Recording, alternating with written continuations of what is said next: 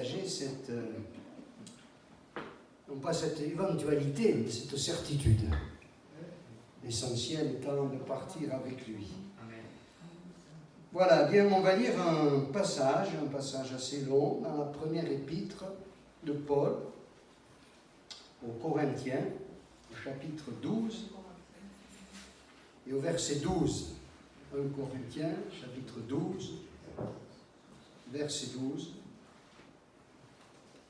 Car comme le corps est un et a plusieurs membres, et que tous les membres du corps, malgré leur nombre, ne forment qu'un seul corps, ainsi en est-il de Christ. Nous avons tous en effet été baptisés dans un seul esprit pour former un seul corps, soit juifs, soit grecs, soit esclaves, soit libres, et nous avons tous été abreuvés d'un seul esprit. Ainsi le corps n'est pas un seul membre, mais il est formé de plusieurs membres. Si le pied disait « parce que je ne suis pas une main, je ne suis pas du corps », ne serait-il pas du corps pour cela? Et si l'oreille disait « parce que je ne suis pas un œil, je ne suis pas du corps », ne serait-elle pas du corps pour cela? Si tout le corps était œil, où serait l'ouïe? Et s'il était tout ouïe, où serait l'odorat? Maintenant, Dieu a placé chacun des membres dans le corps comme il a voulu. Si tous étaient un seul membre, où serait le corps? Maintenant donc, il y a plusieurs membres et un seul corps. L'œil ne peut pas dire à la main « je n'ai pas besoin de toi », ni la tête dire aux pieds « je n'ai pas besoin de vous ». Mais bien plutôt les membres du corps qui paraissent être les plus faibles sont nécessaires. Et ceux que nous estimons être les moins honorables du corps, nous les entourons d'un plus grand honneur. Ainsi, nos membres les moins honnêtes reçoivent le plus d'honneur, tandis que ceux qui sont honnêtes n'en ont pas besoin.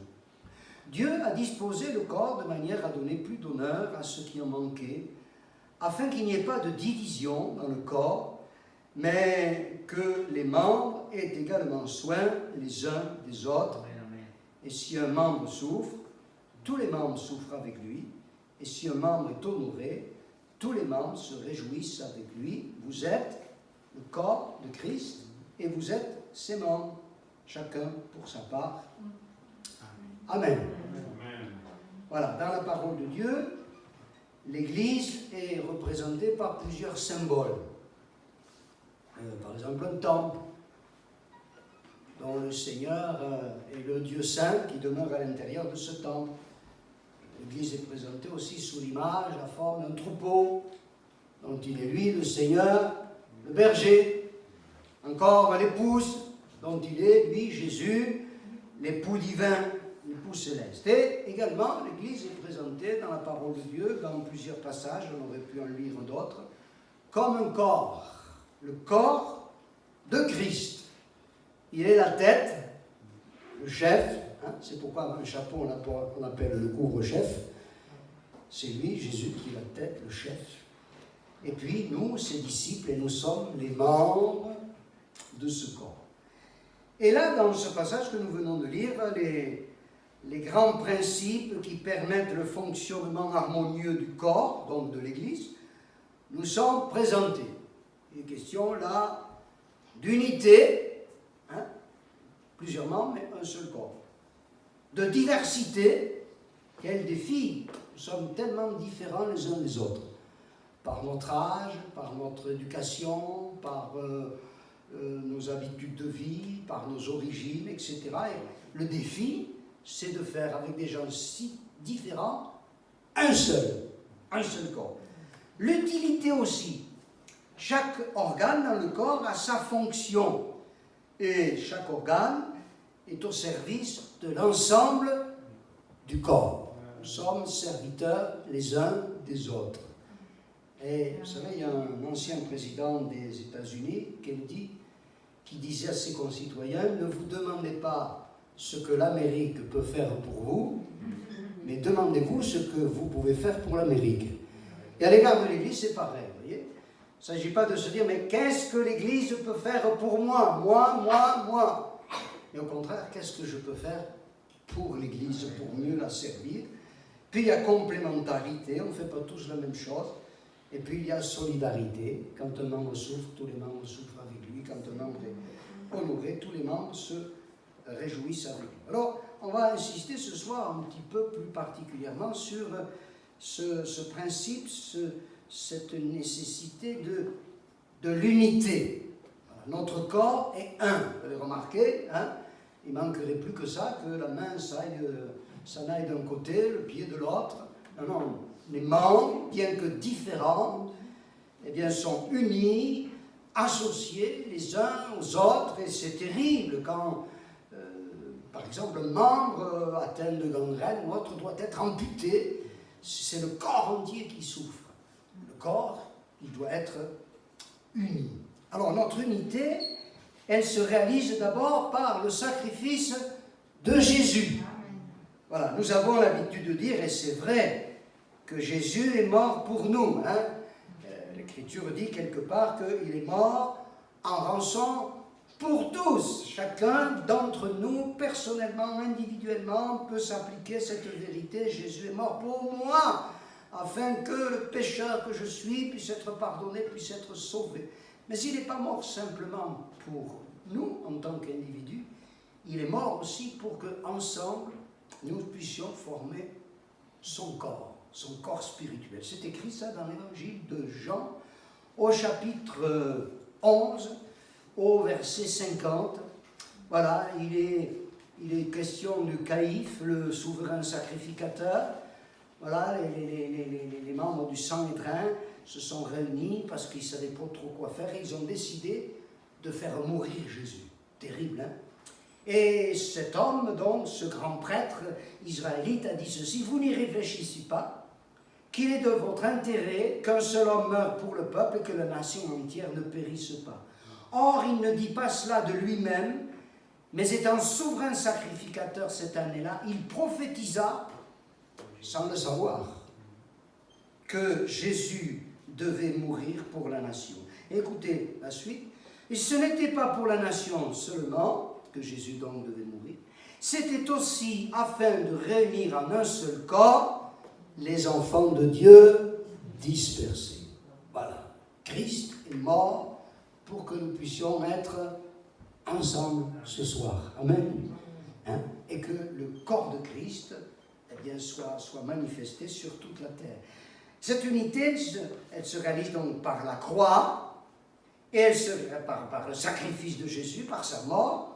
Et elle se réalise aussi par le Saint-Esprit qu'il fait habiter en nous. Dans la première aux Corinthiens, d'ailleurs on l'a lu dans le texte que nous avons considéré en introduction, il est dit au verset 13, 1 Corinthiens 12, 13, « Nous avons tous en effet été baptisés dans un seul esprit pour former un seul corps, soit juif, soit grec, soit esclave, soit libre, et nous avons tous été abreuvés d'un seul esprit. » Vous voyez, l'Église n'est pas une organisation humaine, c'est un organisme vivant, animé par l'Esprit de Dieu. Et chaque fois que quelqu'un se convertit, voilà, chaque fois que quelqu'un se repentant de ses péchés, met sa foi en Jésus et devient un disciple de Jésus, à l'instant même, il est aussitôt associé au corps de Christ, à l'Église. Voilà, il en fait désormais partie à part entière. Voilà. Donc, l'unité réalisée par la croix, l'unité réalisée par l'Esprit de Dieu. Mais s'il est vrai que l'unité vient du Seigneur, par sa mort et par son Esprit, notre responsabilité est engagée pour maintenir l'unité du corps de Christ. C'est vrai, Jésus a donné sa vie. C'est vrai, il envoie son Esprit, il a même prié pour l'unité de l'Église. Dans la dernière prière que le Seigneur a formulée, avant d'être crucifié, ce qu'on appelle la prière sacerdotale, dans l'évangile de Jean, chapitre 17, et au verset 20, il s'adresse à son Père et il dit ceci: « Ce n'est pas pour eux seulement que je prie, donc pour les 11 ou 12 qui étaient là, mais encore pour ceux qui croiront en moi par leur parole. » Donc quelque part, il a prié pour nous. Afin que tout soit un, comme toi, Père, tu es en moi et comme je suis en toi, afin qu'eux aussi soient un en nous, pour que le monde croie que tu m'as envoyé. Et au verset 22, je leur ai donné la gloire que tu m'as donnée, afin qu'ils soient un comme nous sommes un. moi en eux et toi en moi, afin qu'ils soient parfaitement un, et que le monde connaisse que tu m'as envoyé, que tu les as aimés comme tu m'as aimé. L'unité de l'Église, eh bien, c'est la prière de Jésus. C'est ce qu'il veut, soit parfaitement un. Comme le Père et le Fils, comme le Père et le Fils, comme Jésus et Dieu son Père sont unis et sont en étroite communion de toute éternité, Dieu veut que les chrétiens que nous sommes soyons unis les uns aux autres de la même manière. Il a prié pour cela. Alors il a donné sa vie, il a fait ce qu'il a fait, ce qu'il fallait, il envoie son esprit, mais nous avons aussi notre part à assumer pour maintenir l'unité du corps de Christ. Regardez, dans Éphésiens chapitre 4, verset 1er, Éphésiens chapitre 4, verset 1er, il est dit ceci,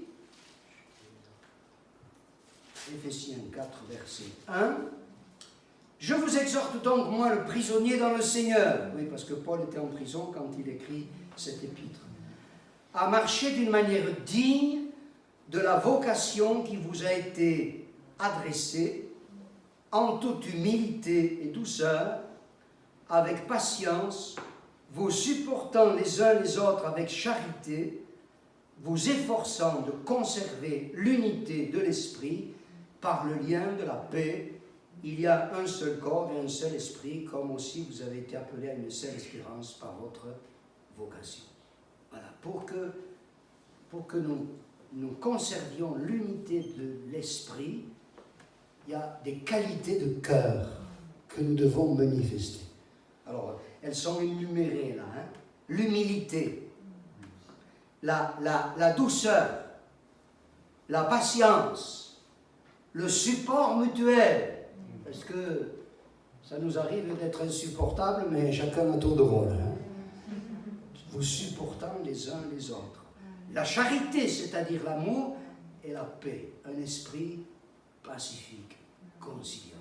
Et c'est ce genre d'état d'esprit, c'est ce genre de mentalité qui va nous permettre de maintenir l'unité du corps de Christ. Parce que vous savez, le diable n'aime pas l'Église, vous savez ça? Il ne vous aime pas, hein? Il vous a dans son collimateur, mais il a aussi dans sa ligne de mire l'Église. Et quelque part, Jésus dira qu'il ne vient que pour dérober, égorger et détruire. Sa stratégie, son but, son objectif, c'est de détruire l'Église. Il n'y parviendra pas, parce que l'Écriture dit que les portes du séjour des morts ne prévaudront point contre l'Église de Christ. Mais il peut, n'est-ce pas, susciter la panique au sein d'une communauté particulière, semer la zizanie. On connaît cette parabole, vous savez, hein, de l'ennemi qui a semé une mauvaise graine, de l'ivraie dans le champ.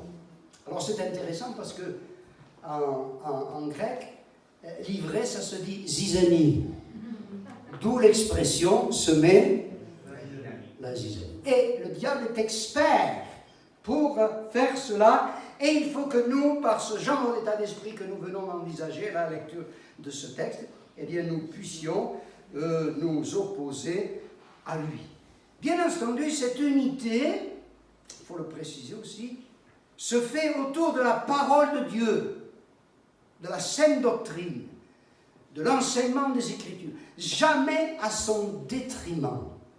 Nous sommes unis les uns les autres parce que nous avons une foi qui nous est commune. Et dans ce passage-là, il en est question, regardez, chapitre 4, verset 11, il est dit, il a donné, Jésus, les uns comme apôtres, les autres comme prophètes, les autres comme évangélistes, les autres comme pasteurs et docteurs, pour le perfectionnement des saints, c'est-à-dire des croyants, en vue de l'œuvre du ministère ou du service, c'est le même mot, et de l'édification du corps de Christ, jusqu'à ce que nous soyons tous parvenus à l'unité de la foi et de la connaissance du Fils de Dieu, à l'état d'homme fait, à la mesure de la stature parfaite de Christ, afin que nous ne soyons plus des enfants flottants et emportés à tout vent de doctrine par la tromperie des hommes, par leur ruse dans les moyens de séduction, mais que professant la vérité dans la charité, nous croissions à tous égards en celui qui est le chef, Christ.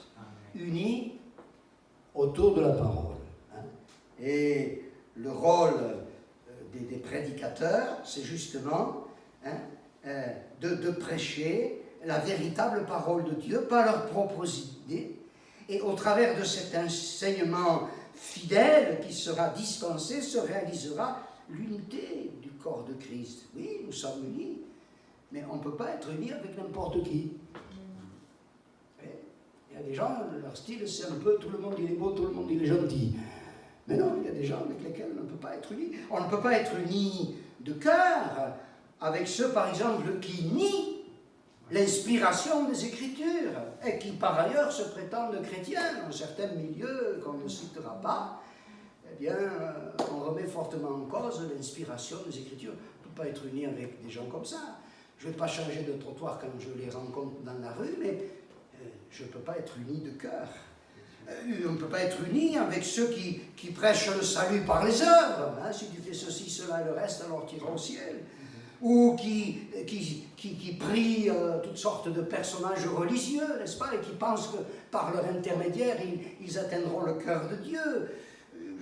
Je ne peux pas être uni avec ceux qui ne prêchent pas la nécessité de la nouvelle naissance, de la repentance, de la foi dans le sacrifice de Christ. On ne peut pas être uni avec ces gens-là. Hein? C'est pour ça que, eh bien, il faut veiller à cela. Bien sûr, précisons-le pour être équilibré, il existe d'autres véritables chrétiens ailleurs que dans les assemblées de Dieu. J'espère que vous en êtes convaincus. Hein? Comme disait ma mère, il n'y a pas que nous et les petits oiseaux. Hein? Il y a des gens moi, que j'ai rencontrés qui étaient des chrétiens remarquables, mais ils ne faisaient pas partie de notre structure ecclésiale particulière. Mais c'était des gens qui avaient véritablement saisi la grâce de Dieu, qui vivaient cette grâce. D'ailleurs, la parole de Dieu dit que le Seigneur connaît ceux qui lui appartiennent. Voilà. Alors, il faut préciser ça parce qu'il faut toujours être équilibré. C'est pas parce qu'il y a d'autres véritables chrétiens dans d'autres communautés, il ne faut pas y trouver prétexte pour être ce qu'on pourrait appeler des sans-églises fixes. Vous savez, il y a les SDF, les sans-domicile fixes, et puis il y a les sans-églises fixes qui vont passer 6 mois dans une communauté, puis 3 mois ailleurs, et puis 1 an ou 2 ici, et qui vont faire le tour de toutes les communautés. Non, ça c'est pas un bon principe. On ne peut pas se structurer, on ne peut pas se construire véritablement avec cet état d'esprit. Il faut, n'est-ce pas, eh bien, demeurer là où le Seigneur nous a placés, gloire à Dieu, et puis continuer à avancer. Il ne faut pas avoir cette mentalité. Un jour, une dame me disait, je suis une chrétienne solo. J'ai bondi, moi. J'avoue que je lui ai répondu d'une manière un peu vive, que Dieu me fasse grâce. Je ne trouve pas ça dans la parole de Dieu, vous voyez. Les chrétiens qui sont à leur compte. Non. Inclus dans le corps de Christ. On parle d'église universelle et d'église locale. Qu'est-ce que c'est l'église dite universelle? Eh bien, ce sont tous ceux qui, dans le monde entier, appartiennent réellement à Christ. Appartiennent réellement à Christ. Dieu seul en connaît le nombre dans les diverses dénominations qui peuvent être là, n'est-ce pas? Et puis l'église locale, qu'est-ce que c'est? Eh bien, l'église locale est représentée par les disciples de Jésus appartenant à une même communauté chrétienne dans une localité particulière. L'église universelle, l'église locale, ça existe. Mais l'église virtuelle, ça n'existe pas. L'église électronique, ça n'existe pas. Ça n'existe pas. Non, non. Qu'est-ce que je veux dire ça, par là? Je veux dire que il y a des gens, aujourd'hui, avec les moyens technologiques, c'est tout à fait possible de rester dans son canapé, de cliquer sur tel site, et puis voilà, d'entendre, de bénéficier parfois de bons enseignements, de participer à un culte où, ma foi, il y a la présence de Dieu, mais d'être dans son petit cocon familial, personnel. Alors, bien sûr, il y a des cas particuliers. Quelqu'un qui est retenu par le grand âge, quelqu'un qui est retenu par la maladie ou parfois peut-être par la distance. Mais en dehors de ces cas-là, il ne faut pas de chrétien canapé. Hein. Non, non, non. L'église virtuelle, ça n'existe pas. Ça n'existe pas. Vous savez, le mot église, c'est pas un terme chrétien. C'est étonnant, ça. Hein. Ça vient du mot grec ecclésia. Et l'ecclésia, dans les cités grecques, c'était le rassemblement des citoyens qui étaient convoqués pour discuter des affaires publiques. Voilà, c'était ça l'ecclésia. C'était ça l'église. Et ce mot a été repris par les chrétiens pour désigner la communauté des croyants, des disciples de Jésus. Donc, vous voyez, étymologiquement, la racine du mot, ça signifie toujours rassemblement. Et la volonté de Dieu, c'est pas que nous soyons des chrétiens isolés, deux ici, un là-bas, et encore un là, mais c'est que nous nous retrouvions ensemble. D'ailleurs, souvent dans le livre des Actes des Apôtres, j'ai noté quelques références, Actes chapitre 1, verset 14, Actes chapitre 2, verset 1er, Actes chapitre 2, verset 44, Actes chapitre 4, verset 24, il est dit qu'ils étaient tous ensemble. Il est dit tous ensemble dans le même lieu. Le lieu n'importe pas, hein. Ça peut être une cathédrale magnifique, ou ça peut être une grange, le lieu n'importe pas. Mais ce qui est important, c'est ce principe, c'est de rassemblement. Et il faut aimer, apprendre à aimer les rassemblements de l'Église. On connaît ce psaume 133, hein, qui dit qu'il est beau pour qu'il est doux pour des frères, et sœurs aussi, de demeurer. C'est là que l'Éternel envoie la bénédiction. Je crois que le texte original dit « c'est là que Dieu ordonne la bénédiction ». Bien sûr, Dieu peut nous bénir. Nous avons, on pourra parler de ça peut-être un jour, notre relation personnelle avec Dieu, quotidienne. Oui, il faut cela quand tu pries, entre dans ta chambre, ferme la porte derrière toi et prie ton Père qui est là dans le lieu secret, ton Père qui est dans le secret te le rendra.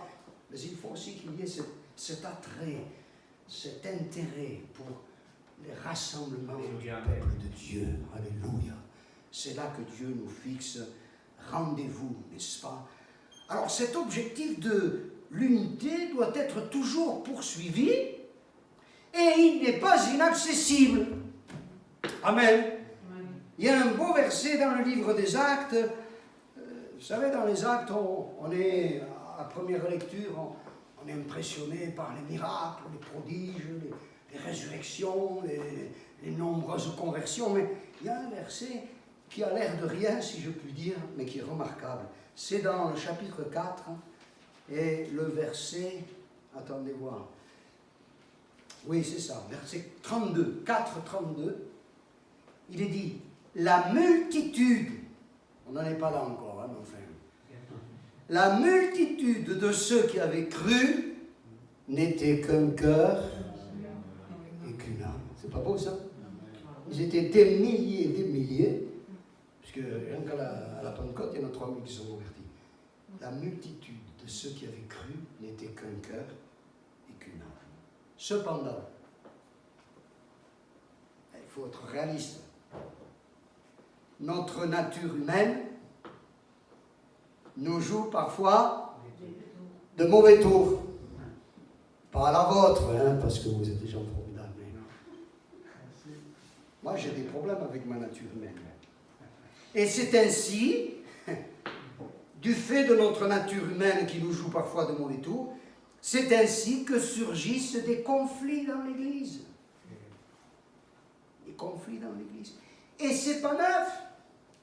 Parce que si vous lisez bien la parole de Dieu, le livre des Actes et les Épîtres, des conflits, il y en avait.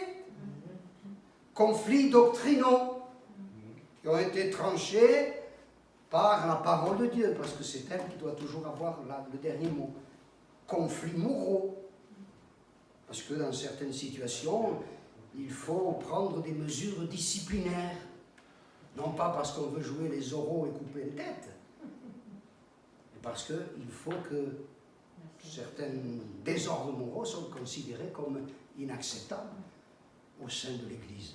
Et c'est un drame quand on doit se séparer de quelqu'un qui vit dans le péché, qui, après avoir été exhorté, conseillé, averti, on a patienté, on a usé de miséricorde, mais voilà, il s'entête dans sa situation, qu'on prend une mesure draconienne d'exclusion. On doit le faire avec la mort au cœur. Mais croire que le Seigneur, il peut encore agir dans le cœur.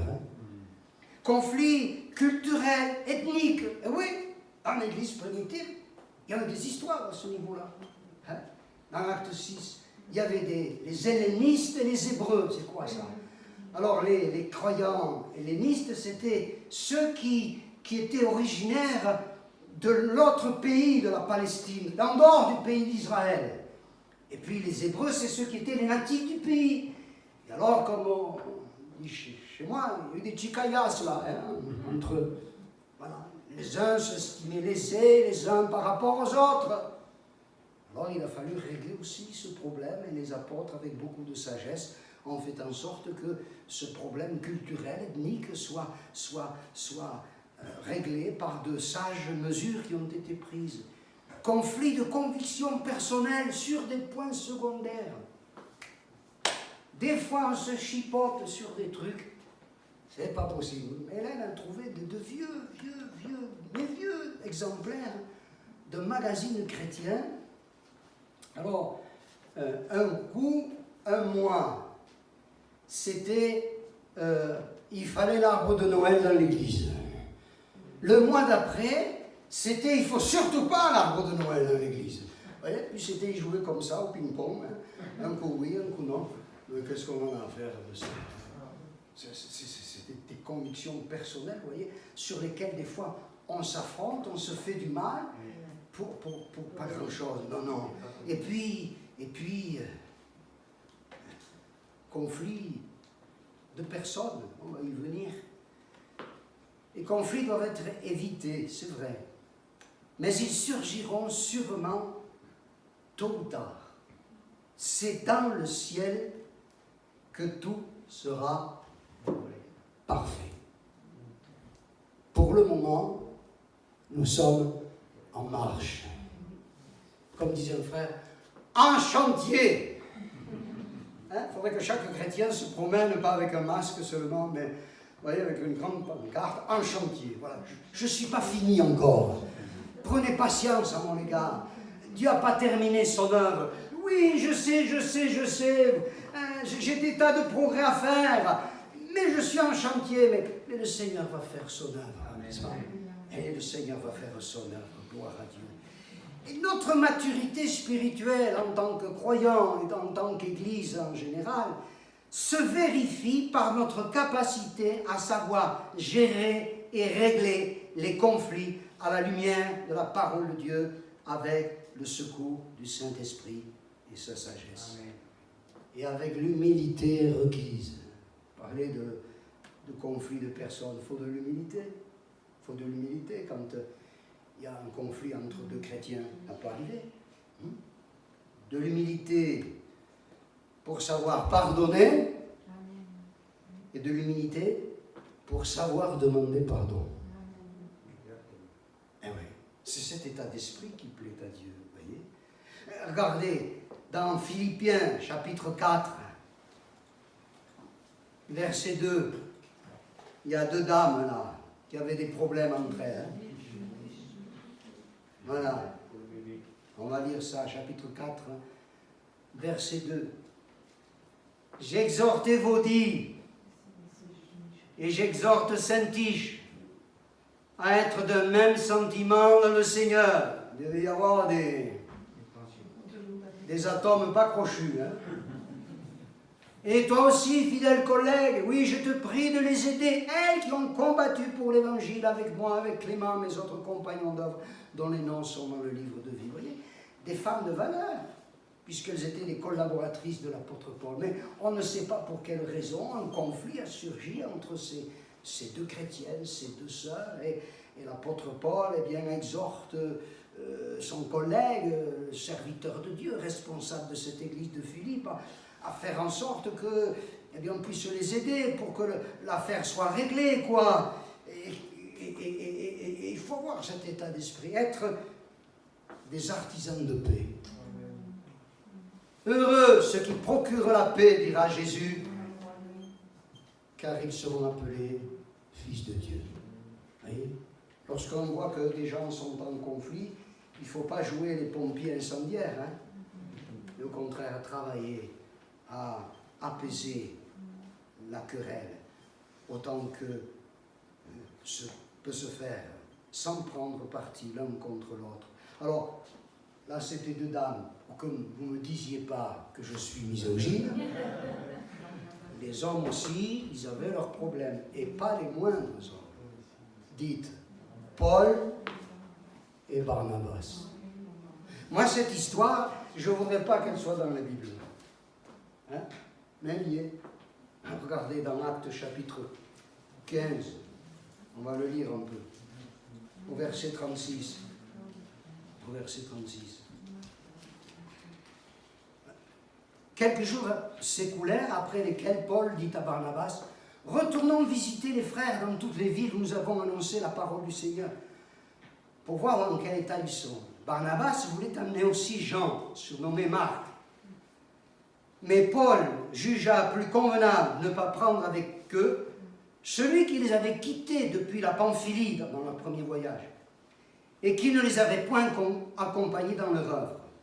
Ce dissentiment fut assez vif pour être cause qu'ils se séparèrent l'un de l'autre. Je crois que l'original dit « il y eut de l'irritation ». Ils se séparèrent l'un de l'autre. Et Barnabas, prenant Marc avec lui, s'embarqua pour l'île de Chypre.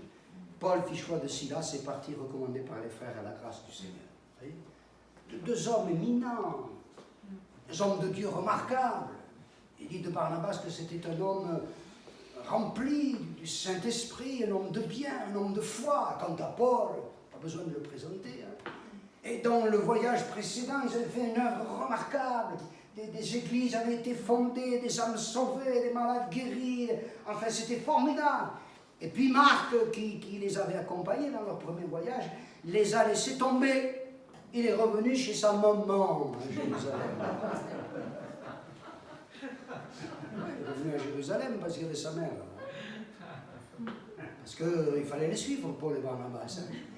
La persécution, tout ça, ça lui a fait peur aux jeunes Marc. Hein. Et puis au deuxième voyage, quand Paul a dit à Barnabas, allez on y retourne, ok, on prend Marc. Ah non, surtout pas. Enfin Paul quand même, c'est un gentil gars, il faut lui laisser notre chance. On nous a laissé tomber, niet.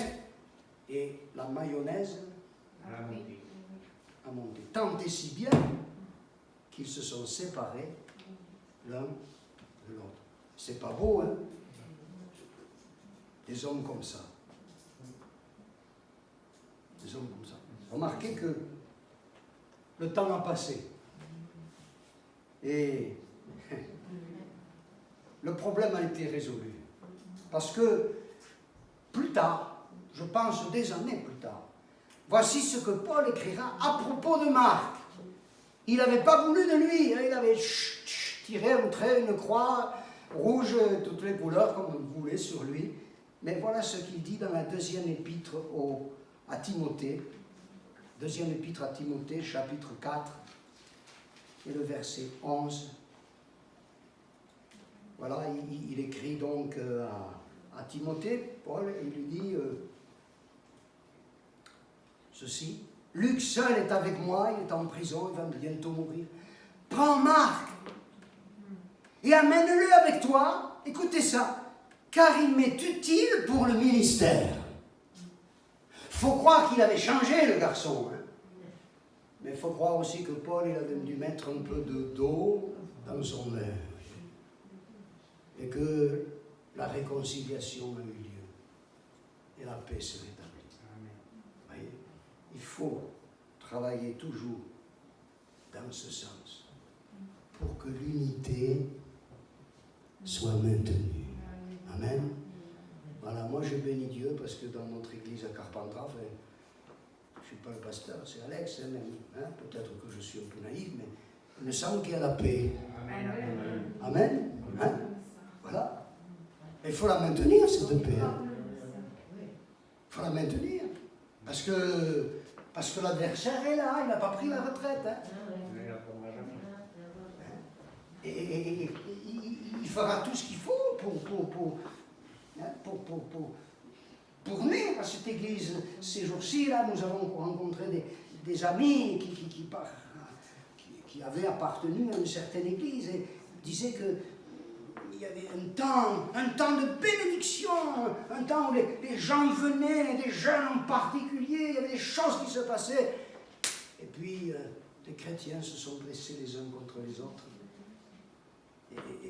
Et ça a réduit à néant ce que Dieu était en train de faire. C'est dramatique, ça, vous voyez. Alors, à une époque, il y avait ce slogan qui disait « Le sida ne passera pas par moi ».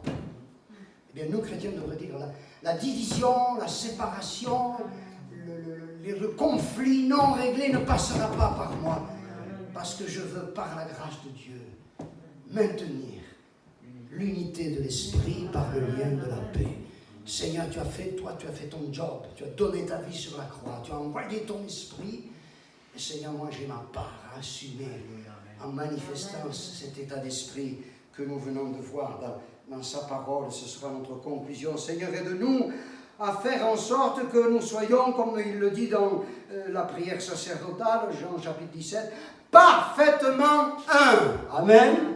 L'unité du corps de Christ, l'unité de l'Église, que Dieu soit béni. Amen. Merci Seigneur, parce que tu nous aimes tous tendrement. Tu aimes ton peuple, tu aimes ton Église, le corps de Christ répandu sur la face de toute la terre. Mais aussi tu aimes chaque communauté, chaque Église locale en particulier. Tu as un soin, une attention particulière pour chacune d'entre elles. Et nous te prions pour que ta bénédiction soit notre partage. Seigneur, que tu nous aides, au nom de Jésus, à maintenir l'unité de l'esprit parmi nous, par le lien de la paix. Travaille nos cœurs, Seigneur, et place en nous, Seigneur, ces vertus, ces qualités que nous désirons recevoir de ta part au nom de Jésus, pour ta gloire. Amen. Amen. Que Dieu vous bénisse et passez une bonne soirée.